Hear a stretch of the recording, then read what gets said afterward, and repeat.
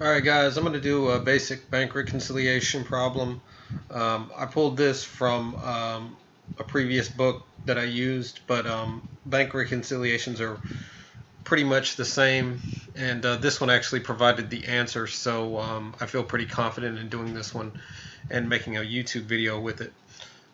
Although any bank reconciliation should balance, so that will let us know whether we got the answer correct or not. So let's just read through this. It's example from chapter 7, example 22, if you happen to have the Horngram's financial and managerial book. So the problem reads, Jim Root Corporation operates 4 bowling alleys. The business just received the October 31 bank statement from City National Bank, and the statement shows an ending balance of $910. Listed on the statement are an EFT rent collection of $440, a service charge of $7, NSF check totaling $50, and a $23 charge for printed checks. In reviewing the cash records, the business identified outstanding checks totaling $440 and a deposit in transit of $1,800. During October, the business recorded a $260 check by debiting salaries, expense, and crediting cash for $26. The business's cash account shows an October 31 balance of $2,144. All right, so let's just fill in the givens here. Right here it says the bank ending balance for October, previous ending balance, was $910, so we'll put that there, $910. All right, and we're reading from the bank statement. Listed on the statement was an EFT, electronic funds transfer, rent collection of $440. So I like to add this little element, and it's who doesn't know. That tells me, answer this question, who doesn't know, the bank or the business, and that will tell you on whose books we need to adjust. So it says right here, electronic funds transfer rent collection of $440. So if funds were automatically transferred, they would be transferred to the company books, but the company would not necessarily know about that transfer. So the bank already received that transfer. The company doesn't know about that transfer, so we would need to add that to the company books. EF, electronic funds transfer of $440. All right. A service charge of $7. So who doesn't know about the service charge? Well, the bank gives out the service charge. They know about it. The company probably doesn't know they've been charged the service charge, so they need to deduct a charge, service.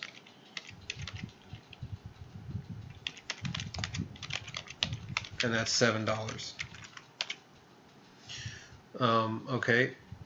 Non-sufficient funds check totaling $50. All right, who doesn't know there's non-sufficient funds? Well, when you give a company a check, they don't know at the moment they receive that check whether there's sufficient funds or not. They give it to the bank. The bank knows whether there's sufficient funds or not. They have a method to check. So their books are correct. If there's sufficient funds, they add them. If there's non-sufficient funds, they don't add them. So their books are correct. The company doesn't know that there's non-sufficient funds, and so they will need to deduct non-sufficient funds of $50.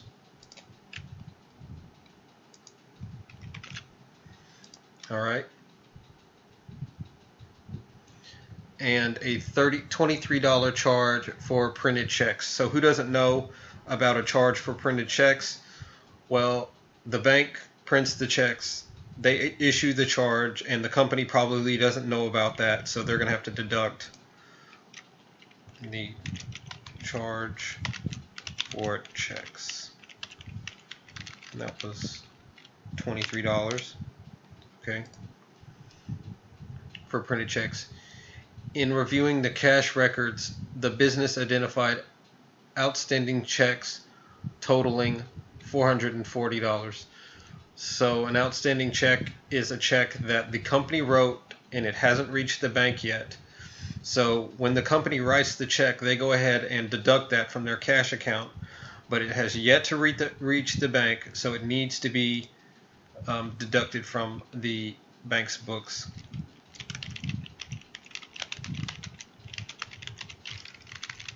And that is $440. Okay. And a deposit in transit of $1,800. So who doesn't know that there are deposits in transit? Well, the company receives the checks. They are in transit to the bank.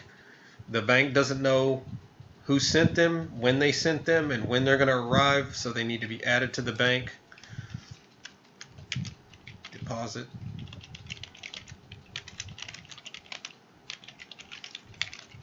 $1,800. During October, the business recorded a $260 check by debiting salaries expense and crediting cash for $26. The business's cash account shows an October 31 balance of $2,144. So what the business did was they recorded a $260 check by debiting salaries expense, so they paid employees salary, but they only credited cash for $26. So we need to adjust that. Cash needs to go down more. So what's the difference between what they actually did? They need 260. They actually deducted 26. So they actually need to deduct another $234 from their books. Okay. So we'll just call that error. And that's 234. Okay. The business cash account shows an October 31 balance of $21.44. So the book balance is the beginning book balance. Let me write that. Beginning book balance is $21.44. All right, and so if I did this correctly, this ending balance here should equal this ending balance here. So to get this ending balance, we take the beginning balance, we add deposits in transit, deduct outstanding checks, and we get 2270. And to get this ending balance, this probably needs to be moved over here. To get this balance, we take the beginning balance, we add the electronic funds transfer, we deduct the service charge, we deduct the non-sufficient funds, deduct the charge for the checks, and we deduct the error. And we also get the correct amount there. So those two numbers balance, and I also happen to know this is correct because, as I said, this problem, the solution is provided in the book, so it's an easy check on the calculations. So that's a simple bank reconciliation. I'm sure we'll have one of these on the test. I hope this helps, and good luck on your tests.